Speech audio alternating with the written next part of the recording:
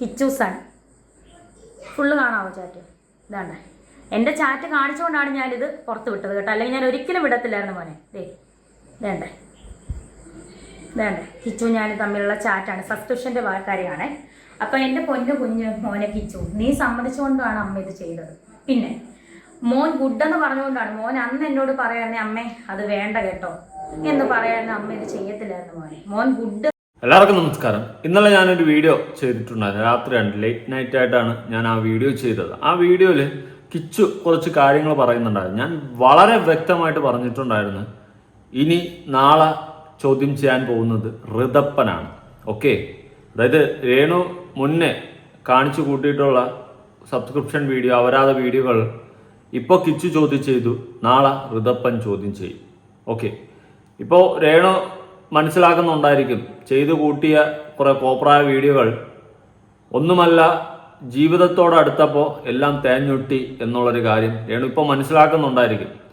രേണു വിചാരിച്ചിരുന്നു മക്കൾക്ക് ഇതൊന്നും പ്രശ്നമല്ല, എൻ്റെ ജീവിതം അടിപൊളിയാണ്, ഞാൻ കുറേ കാശുണ്ടായി കഴിഞ്ഞാൽ എൻ്റെ മക്കൾ ഹാപ്പിയാവും എന്നൊക്കെ രേണു ചിന്തിച്ചിട്ടുണ്ടെങ്കിൽ എൻ്റെ പട്ടിണി കിടന്നാലും അന്തസ്സോടെ ആ പട്ടിണി കിടന്നു കഴിഞ്ഞാൽ സ്വന്തം മക്കൾ കൂടെ നിൽക്കും.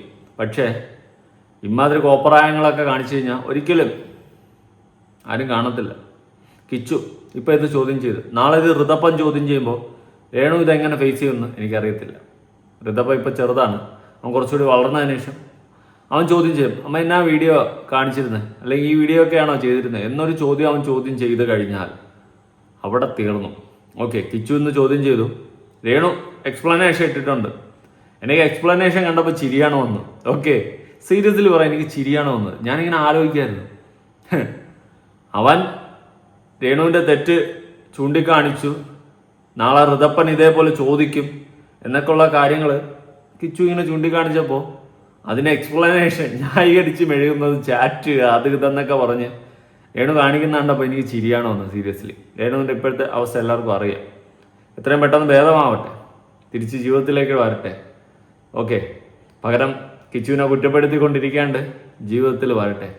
അവനെ അനുഭവിച്ചിട്ടുള്ള കാര്യങ്ങളാണ് അവനിപ്പോൾ ഓരോന്നായിട്ട് വെട്ടിത്തുറന്ന് പറയുന്നത്. എന്തായാലും വോട്ടവർ, എന്തായാലും നമുക്ക് രേണുവിൻ്റെ വീഡിയോ ഒന്ന് കാണാം. എൻ്റെ സബ്സ്ക്രിപ്ഷൻ ഞാനും രാഹുൽ ദാസുമായുള്ള ചാറ്റ്, എൻ്റെ ശവം കാണാൻ പോലും വരരുത് എന്ന് പറഞ്ഞുകൊണ്ടാണ് രേണു ഈ വീഡിയോ ഇടുന്നത്. ഓക്കെ, ഞാൻ എന്തു പറയാനാ. ഓക്കെ, ഞാൻ ഒരു കമൻറ്റ് വായിച്ചിട്ട് തുടങ്ങാം. രേണു, നീയാണ് കിച്ചുവിനെ ദ്രോഹിച്ചത്, അവൻ നിന്നെയല്ല.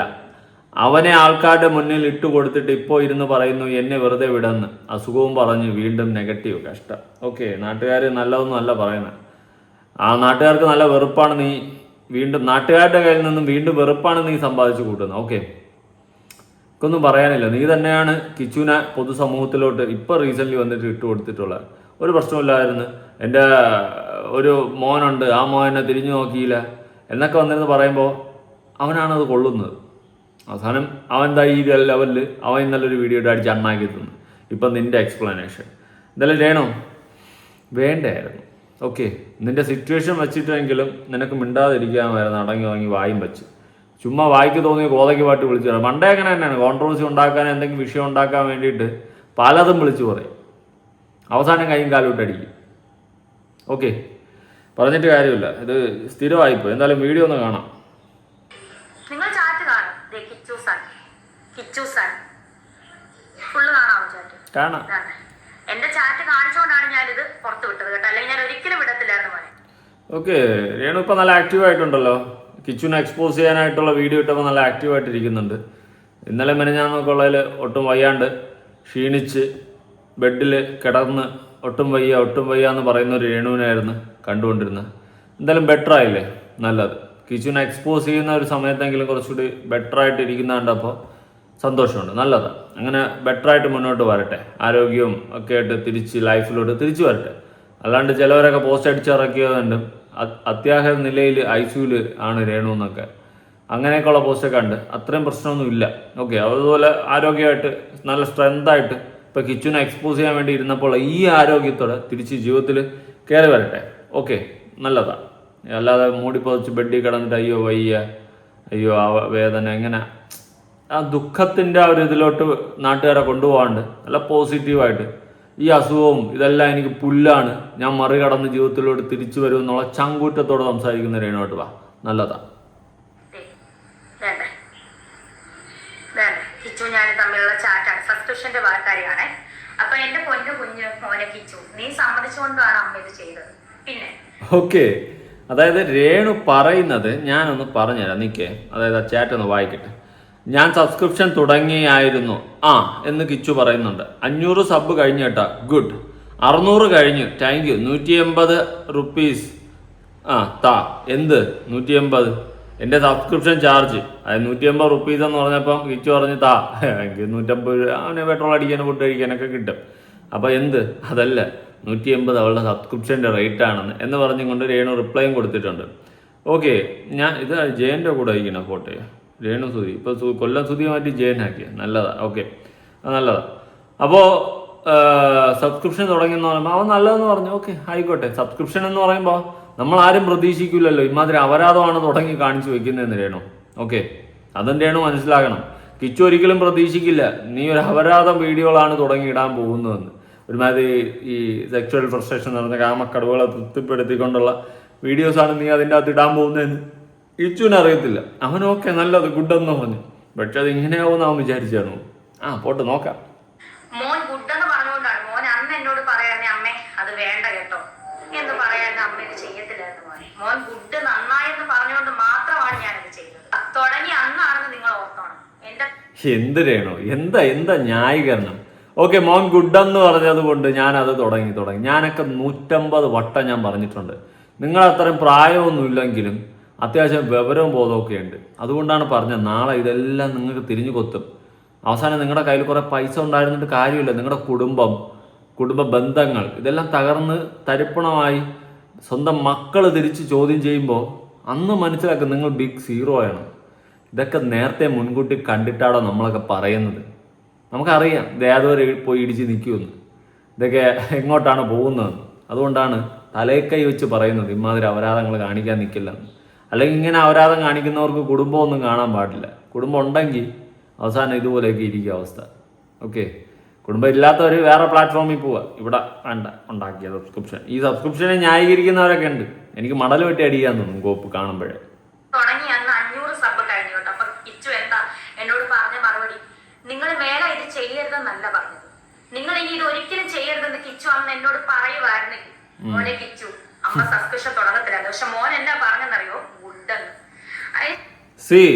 അവൻ വിചാരിച്ചാണില്ലല്ലോ ഇങ്ങനെ മനുഷ്യനെ നാണം കെടുത്തുന്ന ഏർപ്പാടിലോട്ട് പോകുന്നു. പിന്നെ വേറൊരു കേസ്, ഗുഡ് നല്ലതാ, ഇരിക്കട്ടെ, ആയിക്കോട്ടെ, നിങ്ങൾ എന്ത് തോന്നിയാസം കാണിക്കുക, അവന് വല്ലതും ചിലവന് കിട്ടിയാലും മതി എന്ന് അവൻ വിചാരിച്ചതാണ്. പിന്നെ ഒരു പോയിന്റ് കഴിഞ്ഞപ്പോൾ ഇരുന്ന് ചിന്തിച്ചാണ്, നാണക്കേട്, എനിക്കും നാണക്കേട്. കാരണം അവൻ്റെ അടുത്ത് ആൾക്കാർ ചോദിക്കും, എടേ നിന്റെ അമ്മ ഇങ്ങനെ എന്താ മതിയാ? ചിലപ്പോൾ ആദ്യം അവൻ വിചാരിച്ചാണല്ലോ ഇത് ഇത്രയും വലിയ ഇതാണെന്ന്. പിന്നെ ചിന്തിച്ച് കാണും. ഓക്കെ, വലിയ ഏജൊന്നുമല്ല, എന്നെക്കാളൊക്കെ ഒരുപാട് ഇളയതാവൻ. അപ്പം ആ ഒരു പ്രായം അവനുള്ളൂ. ആ ഒരു സമയത്തൊക്കെ അവൻ ചിന്തിച്ചാണ് കുഴപ്പമില്ല, കാശ് കിട്ടേലേ എന്ന് ചിന്തിച്ചാണ്. പിന്നെ ചിന്തിച്ച് കാണും നാണക്കേടാണ്, നാട്ടുകാർ ചോദിച്ചു തുടങ്ങി, സ്വന്തം കൂട്ടുകാരടക്കം ചോദിച്ചു തുടങ്ങുമ്പോൾ ചിന്തിക്കും. ഓക്കെ, രേണു ഇതൊന്നും അഭിമാനത്തോടെ ഇരുന്ന് പറയേണ്ട കാര്യങ്ങളല്ല. നീ ഇപ്പോഴും നിന്റെ തെറ്റ് മനസ്സിലാക്കുന്നില്ല. നീ കാണിച്ചു കൂട്ടിയിരുന്നതെല്ലാം ശരിയാണെന്നുള്ള രീതിയിലാണ് നീ ന്യായീകരിക്കാൻ ശ്രമിക്കുന്നത്. നാളെ നിന്റെ ഇളയ മകൻ ഋതപ്പൻ നിന്നോട് വന്ന് ചോദിക്കുകയാണ്, അമ്മ എന്ത് അവരാതെ വീഡിയോകളാണ് കാണിട്ട് കൂട്ടി വെച്ചിരുന്നത് എന്നൊരു ചോദ്യം ചോദിച്ചു കഴിഞ്ഞാൽ പിന്നെ നീ, എനിക്കൊന്നും പറയാനില്ല, ബാക്കി പറ. ശേഷം ഞാൻ പറഞ്ഞ 600 കഴിഞ്ഞ് 180 രൂപയാണ്. അപ്പൊ കിച്ചു പറയാ 180 നിങ്ങൾ കണ്ടോ, എന്നെ വെറുതെ വിട് കിച്ചു, കിച്ചു എന്നെ വെറുതെ വിട്. പിന്നെ രേണു എന്താ പറയുന്ന, കിച്ചു എന്നെ വെറുതെ വിട്, കിച്ചു എന്നെ വെറുതെ വിടണം. ഞാനൊരു കാര്യം ചോദിക്കട്ടെ രേണു, സ്നേഹത്തോടെ സീരിയസ്ലി ചോദിക്കുക. രേണുവല്ലേ പറഞ്ഞത് അവൻ കാണാൻ വരുന്നില്ല അങ്ങനെ ഇങ്ങനെയാണെന്ന് പറഞ്ഞ് അവനെ സൈബർ അറ്റാക്കിന് വേണ്ടിയിട്ട് ഇട്ടുകൊടുത്ത രേണുവല്ലേ? ആ രേണു ഇപ്പം എന്താ പറയുന്നത്, എന്നെ വെറുതെ വിട്, എന്നെ വെറുതെ വിട്. സീരിയസ്ലി അക്സെപ്റ്റ് ചെയ്യാൻ പറ്റുന്നില്ല, പറ്റാത്തോണ്ടാ പറഞ്ഞേ. നീയാണ് ഈ പറയുന്ന കിച്ചുവിനെ സൈബർ അറ്റാക്കിന് വേണ്ടിയിട്ട് ആദ്യം ഇട്ടുകൊടുത്തത്. രണ്ടാമത് അവൻ ഓക്കെ ഞാൻ വന്ന് കാണാം, കണ്ട എല്ലാവരും പ്രശ്നം തീരുമെന്ന് പറഞ്ഞാൽ അവൻ ഇട്ട്. അടുത്ത് വീണ്ടും അതിൻ്റെ പേരിൽ അവൻ ഡെയിലി നിരന്തരം കേട്ടോണ്ടിരിക്കുകയാണ്. അമ്മയെ പോലും പോയി കാണാത്ത, അമ്മയുടെ സ്നേഹം അറിയാത്ത, ഇങ്ങനെയൊക്കെ പറഞ്ഞ് ഓരോരുത്തരും അവനെ കുറ്റപ്പെടുത്തിക്കൊണ്ടിരിക്കുകയാണ്. ഗതി കെട്ടിയിട്ടാണ് അവൻ അതിൻ്റെ റീസൺ പറഞ്ഞ് എക്സ്പ്ലനേഷൻ ഇട്ടത്. എന്നിട്ട് ഇപ്പം രേണു പറയുന്നത് എന്നെ വെറുതെ വിടുക, എന്നെ വെറുതെ വിടുന്നു. സീരിയസ്ലി ഞാൻ എന്ത് പറയാണ്, ഞാൻ പഴയ അതിലായിരുന്നെങ്കിലേ ഓക്കെ ഇതിങ്ങനെയൊന്നല്ല ഞാൻ ഹാൻഡിൽ ചെയ്യുന്ന. നമുക്ക് രണ്ടുപേർക്ക് അറിയുന്ന പല കാര്യങ്ങളും അല്ലെ കിച്ചു, ഫ്യൂച്ചർ വരെ ബാധിക്കുന്ന കാര്യങ്ങളുണ്ട്. സോ അതെന്നെ കൊണ്ട് പറയിപ്പിക്കരുത് കിച്ചു. ഓക്കെ, രണ്ടുപേരുടെയും ഫ്യൂച്ചറിനടക്കം ബാധിക്കുന്ന കാര്യങ്ങളുണ്ട്, അതെന്നെ കൊണ്ട് പറയിപ്പിക്കരുത് രേണു. ആ കാര്യം എനിക്കറിയാം. രേണു, ആ കാര്യം എനിക്ക് അറിയാം. നിങ്ങളുടെ രണ്ടുപേരുടെ ഫ്യൂച്ചറിന് നാട്ടുകാർ കാറി തുപ്പുന്ന രീതിയിലോട്ട് പോകുന്ന കാര്യങ്ങൾ എനിക്കറിയാം. ഓക്കെ, നാട്ടുകാർ കാറി തുപ്പും. രേണുവിന് ഇങ്ങനൊരു അസുഖത്തിൻ്റെ സാഹചര്യത്തിൽ ഇരിക്കുന്നു എന്ന് പോലും നാട്ടുകാർ തിരിഞ്ഞു നോക്കത്തില്ല. കാറി തുപ്പും, അതെനിക്കറിയാം. അതെന്താ കാര്യമെന്ന്. ഓക്കെ, നീ ഇങ്ങനെ വെല്ലുവിളിച്ചിട്ട് ഇട്ടു കൊടുക്കരുത്. ആരെങ്കിലുമൊക്കെ ഇതൊക്കെ വിളിച്ച് പറയും. നല്ലതല്ല അത്. ഞാൻ ഉള്ള കാര്യം പറയാം, നല്ലതല്ല. എടുത്തു ചാടി വീണ്ടും വീണ്ടും മണ്ടത്തരങ്ങൾ കാട്ടിക്കൂട്ടരുത്. നീ ഉദ്ദേശിച്ച കാര്യം എന്താണെന്ന് എനിക്കറിയാം. ഓക്കെ, ഞാൻ ഇപ്പോഴും പറയാം, എനിക്ക് വ്യക്തമായിട്ട് അറിയാം കിച്ചുവിൻ്റെ ഫ്യൂച്ചറും നിന്റെ ഫ്യൂച്ചറും കാണത്തില്ല. ആ കാര്യം പുറത്തായ നല്ലോണം അറിഞ്ഞിട്ടാണ് ഞാൻ സംസാരിക്കുന്നത്. ദേവി ഇത് മണ്ടത്തരങ്ങൾ കാണിക്കില്ല എടുത്തു ചാടി.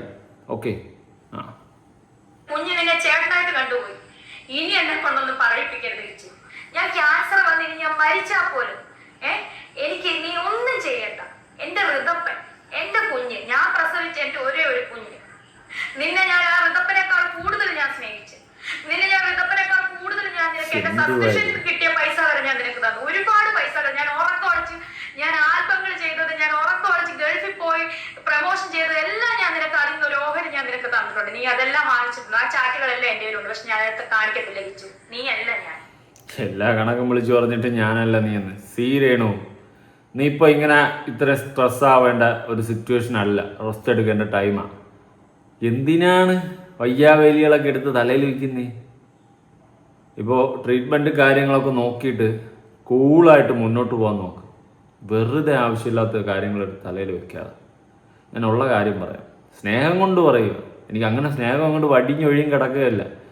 നിൻ്റെ ഇപ്പോഴത്തെ സിറ്റുവേഷൻ അനുസരിച്ചിട്ട് സഹതാപവും ആ ഒരു ഇതുകൊണ്ടും ഞാൻ പറയുക, റെസ്റ്റ് എടുക്കുക. ചുമ്മാ കിച്ചുവിനെ ചൊറിയാൻ പോവല്ലേ. അവനും വല്ലതും വിളിച്ചു പറയും, നീയും വല്ലതും വിളിച്ചു പറയും. നാട്ടുകാർക്ക് ചിരിക്കാനുള്ള വകുപ്പ്. നേരത്തെ നീ പറഞ്ഞില്ലേ പല കാര്യങ്ങൾ, ആ കാര്യങ്ങളൊക്കെ അങ്ങ് പുറത്തു വരും. പണ്ട് നിൻ്റെ പല കാര്യങ്ങളും വലിച്ചീറി ഒട്ടിച്ചിട്ടുള്ളവനാണ് ഞാൻ. നീ ഇതുപോലെ വന്നിട്ട് തള്ളി മറിച്ചിട്ട് പോകുമ്പോൾ ഞാൻ പലതും വലിച്ചീറി ഒട്ടിച്ചിട്ടുണ്ട്. പക്ഷേ ഞാൻ ഇനി ആ പണിക്കൊന്നും നിൽക്കുന്നില്ല. അതെന്തുകൊണ്ടാണെന്ന് ചോദിച്ചു കഴിഞ്ഞാൽ വെറും ഒരു കരുണ മാത്രം. നിനക്കൊന്നും സംഭവിക്കരുതേ, നിൻ്റെ ജീവനൊന്നും സംഭവിക്കരുതേ എന്ന് ആത്മാർത്ഥമായി പ്രാർത്ഥിക്കുന്ന ഒരു വ്യക്തി എന്ന നിലയ്ക്ക് ഞാൻ പറയാം, എടുത്തു ചാടി മണ്ടത്തരങ്ങൾ കാണിക്കരുത്. ഇവിടത്തോടുകൂടി നീ ഇത് നിർത്തിക്കോ. ഇല്ലെങ്കിൽ ഇത് നിൻ്റെ ഒട്ടും നല്ലതിനല്ല, നിൻ്റെ മാത്രമല്ല കിച്ചുവിൻ്റെ. നിങ്ങളുടെ രണ്ടുപേരും നല്ലതിനല്ല ഈ കളി നിങ്ങൾ കളിക്കുന്നത്. രണ്ടുപേരുടെ വഴിക്ക് പോകുന്നതായിരിക്കും ബെറ്റർ. അങ്ങോട്ടും ഇങ്ങോട്ടും തമ്മിലടിച്ച് ചൊറിയുന്ന പരിപാടി നിർത്തിയില്ലെങ്കിൽ രണ്ടിൻ്റെ കാര്യം അവതാളത്തിലാവും. എനിക്ക് നിങ്ങൾ ആരുമായിട്ട് കോൺടാക്റ്റ് ഇല്ല. ഞാൻ അതുകൊണ്ട് തന്നെ എൻ്റെ വീഡിയോയിലിടുകയാണ്. വ്യക്തമായിട്ട് പറഞ്ഞ് എനിക്ക് ആ കാര്യം അറിയാം. ഓക്കെ, ഞാൻ ചിരിക്കുന്നുണ്ട്, എനിക്ക് ആ കാര്യം അറിയാം. ആ കാര്യം അറിഞ്ഞു കഴിഞ്ഞാൽ ഈ സഹതാപമൊന്നും നാട്ടുകാർക്ക് കാണത്തില്ല. രേണു, നിന്നോടും അവനോടും കാറ് തുപ്പും. നമ്മളെ നാഗചേച്ചി പറഞ്ഞ പോലെ തുപ്പി തൂറിയെറിയും. ഉണ്ടാവാതിരിക്കട്ടെ. നിന്റെ അമ്മ സ്വന്തം പെറ്റതള്ള നിന്നെ ഇട്ടിട്ട് പോയതൊട്ടുള്ള 1.5 വയസ്സുള്ള ഒട്ട കഥകൾ വരെ എന്നോട് നീ പറഞ്ഞു വെച്ചു. കൊല്ലത്തെ വീട്ടിൽ വെച്ച് നീ ചെറുപ്പത്തിൽ അനുഭവിച്ച കാര്യങ്ങൾ വരെ നീ എന്നോട് പറഞ്ഞിട്ടുണ്ട്. രാഹുൽ ദാസിനെ പറ്റി എന്നെ പറ്റി പറയുന്നല്ലോ സസ്പെൻഷൻ. ഞാൻ സസ്പെൻഷൻ അല്ലേ തുടങ്ങിയത് നിയമപരമായിട്ട്. നിയമവിരുദ്ധമായിട്ട് ഞാനൊന്നും നിയമപരമായിട്ടാ മണ്ടത്തരങ്ങൾ പറയാം. നിയമപരമായിട്ടാ കോടതിയിൽ നിന്ന് അനുവാദം വാങ്ങിച്ചിട്ടാണ് തുടങ്ങിയത്. നിയമപരമായിട്ട് ഞാൻ സബ്സ്ക്രിപ്ഷൻ തുടങ്ങിയത്. ചിരിക്കാനല്ലാണ്ട് എന്നാരെയാണോ നീ പറയുന്നത്? നിയമപരമായിട്ട് ഞാൻ സബ്സ്ക്രിപ്ഷൻ തുടങ്ങിയത്. കിച്ചു, നീ ഇപ്പോഴല്ലേ 1 വർഷമായിട്ടല്ലേ നീ ഇപ്പം സ്വന്തം കാര്യം നിൽക്കാൻ തുടങ്ങിയ കാര്യങ്ങളൊക്കെ. ഇതിന് മുന്നേ ഒരു രാഹുൽദാസ് ഉണ്ടായിരുന്നു. ചിങ്ങവനം ഭാഗം, കൊല്ലാട് ഭാഗം, അതുപോലെ ഈ പൊങ്ങന്താനം, ഈ Thrikkodithanam police station, Vakathanam police station ഒന്ന് തിരക്കി നോക്ക് രാഹുൽദാസിനെ പറ്റി. അറിയാനുള്ളവരോടാണ് ഞാൻ പറയുന്നത്. എന്റെ കേസുണ്ടായിരുന്നു. ഓക്കെ, അതെല്ലാം അവൻ്റെ പാസ്റ്റാ. പക്ഷെ ഇതൊന്നുമല്ല. രേണു പറയുന്ന വേറൊരു കേസുണ്ട്. ആ കേസ് കേട്ട് കഴിഞ്ഞാൽ നാട്ടുകാർ കാറ് തുപ്പും. അത് പോലീസ് സ്റ്റേഷനിലൊന്നും എത്തിയിട്ടില്ല ആ കേസ്. ഓക്കെ, എന്തിനാ രേണു എടുത്തു ചാടി മണ്ടത്തരങ്ങൾ കാണിക്കുന്നത്? നീ ഇനി അവനെക്കുറിച്ച് കുറേ പറയുമ്പോൾ അവൻ തിരിച്ചു പറയും. പലതും പുറത്തു വരും. ഇത് കണ്ട് നാട്ടുകാർക്ക് ചിരിക്കാനുള്ള വകുപ്പാവും. ഇപ്പം നീ നിന്റെ കാര്യങ്ങളൊക്കെ റെസ്റ്റ് എടുക്കേണ്ട സമയമാണ്. മണ്ടത്തരങ്ങൾ കാണിക്കുന്നല്ലാണ്ട് എന്തു പറയാ. കുറ്റപ്പെടുത്തുന്നവരെ എന്തായാലും രേണുസുതി അങ്ങനെ ഒരു നിയമവിരുദ്ധമായിട്ടൊന്നും ഞാൻ ചെയ്തിട്ടില്ല. ഇതിനകത്തും എഴുന്നേറ്റ് വന്നേ പറ്റത്തുള്ളൂ എന്റെ ഋതപ്പിന് വേണ്ടിയിട്ട്.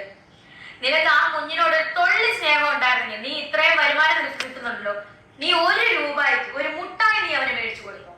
നിന്റെ അനിയനല്ലേ, എനിക്കൊന്നും വേണ്ട കിച്ചു നിന്റെ. ഞാൻ നിനക്ക് തന്നിട്ടേ ഉള്ളു പൈസ, എന്തോന്നടേ ഇത് കണക്ക് പറച്ചില്. എനിക്കാണെങ്കിൽ തലപ്രാന്ത് പിടിക്കുന്ന ഒരു പരിപാടിയാണ് ഈ കണക്ക് പറച്ചിലും കോപ്പുമൊക്കെ. വന്നിരുന്ന് കണക്ക് പറഞ്ഞ് മുട്ടായെങ്കിലും വാങ്ങിച്ചു കൊടുത്ത് കഞ്ഞി കേസുകളായി വീണ്ടും പഴയതുപോലെ. ഈ അമ്മയും ഈ കുറ്റം പറഞ്ഞ നിന്റെ അളിയനും ചേച്ചിയൊക്കെ ഉള്ളായിരുന്നു. ഓരോ കുറ്റത്തിന് പോലീസ് സ്റ്റേഷൻ വരെ കയറി ഇറങ്ങി ഞാനായിരുന്നു. എനിക്ക് ഒരു സ്നേഹവും എനിക്ക് തരണ്ട, എന്നെ വന്ന് കാണണ്ട, ആരുടെ വിഷമം തീർക്കാൻ എന്നെ വന്ന് കാണും. ഇന്ന് വരെ കണ്ടുമില്ല, വിളിച്ചുമില്ല, മിണ്ടിയില്ലല്ലോ, വേണ്ട, ഇനി ഇത് വേണ്ട. എന്നെ വെറുതെ വിട്ടേക്ക്, ഈ ഉള്ളവളെ വെറുതെ വിട്ടേക്ക്. ഞാൻ ചത്താലും എന്റെ ശവം പോലും നിങ്ങൾ ആരും വന്ന് കണ്ട് എന്നെ ഒരു റീത്ത് പോലും ആരും സമർപ്പിക്കണ്ട. എന്നെ വെറുതെ വിട്ടേക്ക്, എന്നെ വെറുതെ വിട്ടേക്ക്, എന്റെ കൊച്ചിന് വേണ്ടിട്ട് എന്നെ വെറുതെ വിട്ടേക്ക്. ഹലോ, നമസ്കാരം, welcome back to my YouTube channel. രേണുസുതിയാണ്. ഹൈലൈറ്റ് ആയിട്ടുള്ള സാധനങ്ങൾ അത്ര ഉണ്ട് കേട്ടല്ലോ. മാക്സിമം കുറേയിരുന്ന് അങ്ങോട്ട് പറയുക. എന്തായാലും welcome back to my YouTube channel 2. പറ. ഇങ്ങനെ ഒരു വീഡിയോ ഞാൻ എടുക്കണ്ട എന്ന് ഓർത്തിരിക്കുവായിരുന്നു. അതായത് ഞാൻ കിടക്കുമായിരുന്നു. അപ്പോഴാണ് എന്റെ വീട്ടുകാർ തന്നെ എന്റെ വീഡിയോ ശ്രദ്ധപ്പെടുത്തിയത്. വേറെ അതല്ല, കിച്ചു നല്ല പേര് രാഹുൽ ദാസ്. കിച്ചു എന്ന് അവന്റെ അച്ഛനും വീട്ടുകാരൊക്കെ ഇട്ട പേരാണ്. ഇപ്പോഴത്തെ പുതിയ വിഷയം, ഞാൻ 1 മാസമായി ക്യാൻസർ ബാധിതയായിട്ട്, അതായത് എല്ലാവരും അറിഞ്ഞിട്ട് ക്യാൻസർ ആണെന്ന് അറിഞ്ഞിട്ട് ചികിത്സ തുടങ്ങിയിട്ട് ഞാൻ കിടപ്പാണ്. നിങ്ങൾക്കറിയാം, ഞാൻ ഈ ICUലൊക്കെ ആയിരുന്നു, വന്നാൽ വയ്യാതെ. 1 മാസമായിട്ട് എനിക്ക് സബ്സ്ക്രിപ്ഷനോ ഒന്നുമില്ല. നിങ്ങൾക്ക് എല്ലാവർക്കും അറിയാം, എന്നെ കുറ്റപ്പെടുത്തിയവർ പോലും അവർ ക്ഷമ ചോദിച്ചുകൊണ്ടിരിക്കുന്ന സമയം. കാരണം ക്യാൻസർ എന്ന് പറയുന്ന രോഗം അങ്ങനെയാണ്. അല്ല, നിന്നെ കുറ്റപ്പെടുത്തിയവര് ക്ഷമ ചോദിച്ചു എന്ന് പറയുന്നത് എനിക്ക് അത്ര ഫെയർ ആയിട്ട് തോന്നുന്നില്ല. അങ്ങനെ ആരും ചോദിച്ചിട്ടുണ്ടോ എന്തോ, ചിലപ്പോൾ മേ ബി ചോദിച്ചിട്ടുണ്ടാവും. ഞാൻ കണ്ടിട്ടില്ല. ക്ഷമ ചോദിച്ചിട്ട് ഞാൻ ഉൾപ്പെടെ ക്ഷമ ചോദിച്ചിട്ടില്ല. നിനക്ക് ഒന്നും സംഭവിക്കാതിരിക്കട്ടെ എന്നേ പറഞ്ഞിട്ടുള്ളൂ. അല്ലാതെ റിഗ്രറ്റ് എനിക്ക് തോന്നുന്നു 0 റിഗ്രറ്റാണ് മിക്കവർക്കും ഉണ്ടായിട്ടുള്ള. ഒരു 50% ആൾക്കാർക്കെങ്കിലും മേ ബി. എനിക്ക് 0 റിഗ്രറ്റാണ്. ഞാൻ തെറ്റ് കണ്ട തെറ്റ് ചൂണ്ടിക്കാണിക്കുന്ന ഒരു ചാനലാണ് ഞാൻ തുറന്നു വെച്ചിട്ടുള്ളത്. എനിക്ക് ശരിയെന്ന് തോന്നുന്ന കാര്യങ്ങൾ പറയും. അതുകൊണ്ട് ഞാൻ ഒരു സമയത്ത് വിമർശിച്ച ഒരാൾക്ക് പിന്നൊരു ആപത്ത് വരുമ്പോൾ അയാൾ അന്ന് ചെയ്തതെല്ലാം ശരിയായി മാറത്തില്ല. അങ്ങനെയാണ് നിലപാടില്ലാത്ത നാറിയായി മാറും ഞാൻ. ഓക്കെ, അതുകൊണ്ട് എൻ്റെ നിലപാട് ഒരിക്കലും മാറത്തില്ല. അതിൽ ഞാൻ ഉറച്ചു തന്നെ നിൽക്കും. എന്നോട് പലരും പറഞ്ഞിട്ടുണ്ട്, അപ്പോൾ എനിക്ക് വിഷമം തോന്നിയിട്ടുണ്ട്. പലരും പറഞ്ഞിട്ടുണ്ട്, എടാ നിനക്കൊരു റിഗ്രറ്റ് പോലും ഇല്ലെന്ന്. ഞാൻ പറഞ്ഞത് എന്തിനു റിഗ്രറ്റ് ചെയ്യണം, പക്ഷെ എനിക്ക് വിഷമമുണ്ട്. പാവം, ഒന്നും സംഭവിക്കാതിരിക്കട്ടെ. അല്ലാണ്ട് ചെയ്ത പ്രവൃത്തികൾ ഒരിക്കലും അത് കുഴപ്പമില്ല എന്ന് പറയാൻ എനിക്ക് പറ്റത്തില്ല. തെറ്റ് തന്നെയാണ്. കാരണം നാളെ അപ്പോൾ ഈ അസുഖമുള്ളവർ ഇതുപോലത്തെ മെമ്പർഷിപ്പ് അങ്ങനെ ഇങ്ങനെയൊക്കെ ചെയ്തുകൊണ്ടിരുന്നാൽ എന്താവും, നമുക്ക് അക്സെപ്റ്റ് ചെയ്യാൻ പറ്റത്തില്ല. ഇതല്ല രേണു, പറ, ഒന്നും സംഭവിക്കാതിരിക്കട്ടെ രേണു. നീ ഈ സമയത്ത് ചുമ്മാ അൽക്കുലത്ത് പരിപാടി ചെയ്യാതെ പോയി കവന്നൊന്ന് ഉറങ്ങാൻ നോക്ക്, റെസ്റ്റ് എടുക്ക്. അപ്പം ആ സമയത്ത് ഈ ഇത്രയും നാളുമായിട്ട് മിണ്ടാതിരുന്ന കിച്ചു എന്ന രാഹുൽ ഇപ്പൊ ഒരു വീഡിയോ ആയിട്ട് മുന്നോട്ട് ഇറങ്ങിയേക്കുന്നു. സബ്സ്ക്രിപ്ഷൻ. നീ ആദ്യം മനസ്സിലാക്കേണ്ട ഒരു കാര്യം, നീ ഒരു കൊണാണ്ടർ വീഡിയോ ഇട്ടത് കൊണ്ടാണ് അവനിപ്പോൾ ഇങ്ങനത്തെ ഒരു എക്സ്പ്ലനേഷൻ കൊടുക്കേണ്ട ലെവലിലോട്ട് എത്തിയിട്ടുള്ളത്. നീ ഒരു വീഡിയോ ഇട്ട്, അപ്പോൾ എല്ലാവർക്കും നിർബന്ധമാണെങ്കിൽ ഞാൻ വന്ന് കാണാമെന്ന് പറഞ്ഞുകൊണ്ട് അവർ വീഡിയോ ഇട്ട്. ഞാൻ ആ വീഡിയോ വിമർശിച്ചു. എനിക്ക് യോജിപ്പ് തോന്നിയില്ല, വീഡിയോ എനിക്ക് ഫെയർ ആയിട്ട് തോന്നിയില്ല. അപ്പോൾ അതിനെ ചൊല്ലി ആൾക്കാർ പറയാൻ തുടങ്ങി, നീ അങ്ങനെ കാണാൻ പോണ്ടാ, നീ എന്തിനു കാണാൻ പോകണം, നിനക്ക് അമ്മയുടെ വില അറിയാം, അമ്മയുടെ സ്നേഹം അറിയാം. ഇത് പറഞ്ഞപ്പോൾ അവന് പൊട്ടി പോകാൻ പറഞ്ഞ്, ഇങ്ങനെ വീഡിയോ ചെയ്യുന്ന അമ്മയാണോ അമ്മ എന്നുള്ള സാധനം അവൻ എടുത്തു വെച്ചിട്ട് നിന്റെ മറ്റേ മെമ്പർഷിപ്പ് വീഡിയോ, സബ്സ്ക്രിപ്ഷൻ വീഡിയോ എടുത്ത് അങ്ങ് കാണിച്ചു കൊടുത്തു. അതോടെ തേഞ്ഞ്. അതിൻ്റെ പേരിൽ നീ വന്നിരുന്ന് പറയുന്നത് കേട്ട് കഴിഞ്ഞാൽ ചിരി വരണം സത്യം ചില സമയത്തൊക്കെ. സബ്സ്ക്രിപ്ഷൻ കൊണ്ടാണ് അമ്മയെ വെറുത്തോ എന്നൊക്കെ പറഞ്ഞു. ഞാനൊരു കാര്യം പറയട്ടെ, ഞാൻ എന്റെ ജീവിതത്തിൽ എന്ത് തുടങ്ങിയാലും, കിച്ചുവിനെ പരിചയപ്പെട്ടതിനെ തുടർന്ന്, എന്ത് സുചേട്ടൻ മരിച്ചതിനെ തുടർന്ന് എന്ത് തുടങ്ങിയാലും ഞാനത് കിച്ചുവിനെ അറിയിച്ചുകൊണ്ടാണ് ഞാൻ ചെയ്യുന്നത്.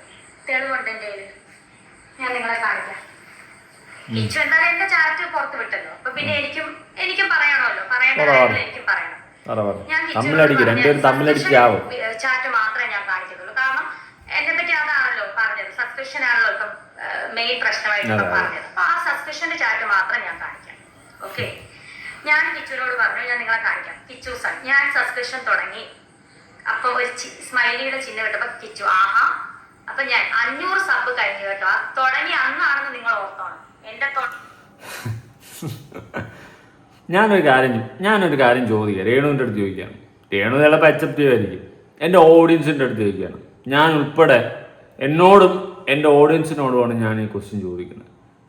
നിങ്ങളുടെ അമ്മ, ഈ വീഡിയോ കാണുന്ന ഓരോ വ്യക്തികളുടെ അമ്മ ഇതുപോലത്തെ എന്തെങ്കിലും കോപ്രായ വീഡിയോ തുടങ്ങി സോഷ്യൽ മീഡിയ പ്ലാറ്റ്ഫോമിൽ അപ്ലോഡ് ചെയ്യാൻ, ഇങ്ങനത്തെ രേണു ചെയ്ത പോലത്തെ സബ്സ്ക്രിപ്ഷൻ വീഡിയോസ് അൽക്കുലത്ത് അവരാത്ത വീഡിയോ ചെയ്തിട്ട് കഴിഞ്ഞാൽ നിങ്ങൾക്ക് ആക്സെപ്റ്റ് ചെയ്യാൻ പറ്റുമോ? കുറേ കാശ് കിട്ടുമെന്ന് പറയും. കാശ് കിട്ടി കഴിഞ്ഞാൽ നിങ്ങൾക്ക് ആക്സെപ്റ്റ് ചെയ്യാൻ പറ്റുമോ? എൻ്റെ വീട്ടിൽ എൻ്റെ അമ്മ ചെയ്ത് കഴിഞ്ഞാൽ പറ്റത്തില്ല. പിന്നെ ഞാൻ അവരമ്മയായിട്ട് പോലും കാണത്തില്ല. ഓക്കെ, എനിക്ക് നാണക്കേടാ, അപമാനമാ, അതല്ലേ ഉണ്ടാവത്തുള്ളൂ. മേ ബി നിങ്ങളുടെ എല്ലാവരുടെയും മൈൻഡ് അങ്ങനെയല്ലേ? അല്ലേ? അതാ കാശ് കിട്ടിയാൽ മതിയോ?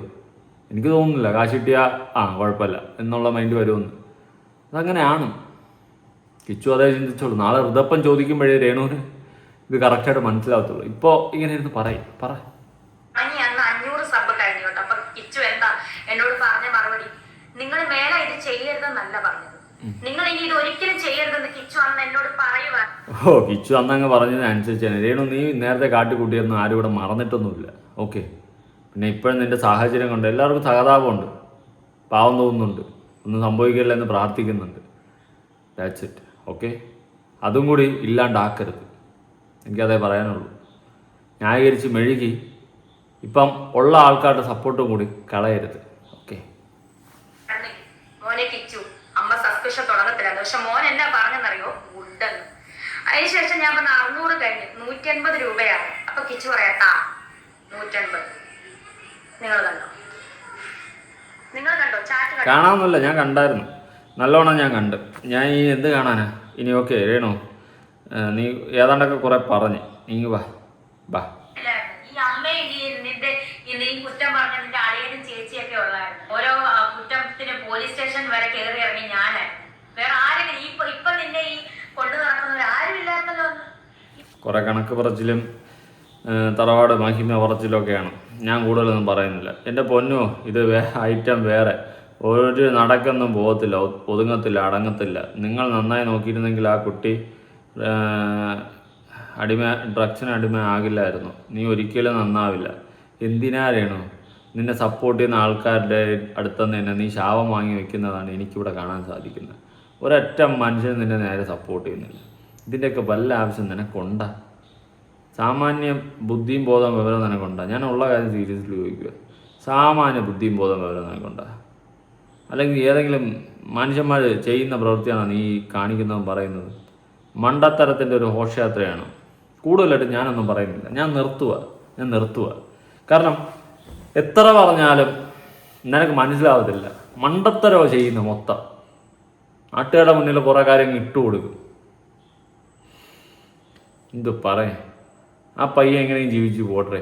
ചുമ്മാ അവൻ വന്നില്ലെന്ന് പറഞ്ഞുകൊണ്ട് പരാതി പറഞ്ഞ് അവനെ സൈബർ ബുള്ളിങ് ഇട്ടുകൊടുത്ത് അങ്ങനെ അവൻ എക്സ്പ്ലനേഷൻ ഇട്ട് മൊത്തം അൽക്കുലത്തായിപ്പോൾ.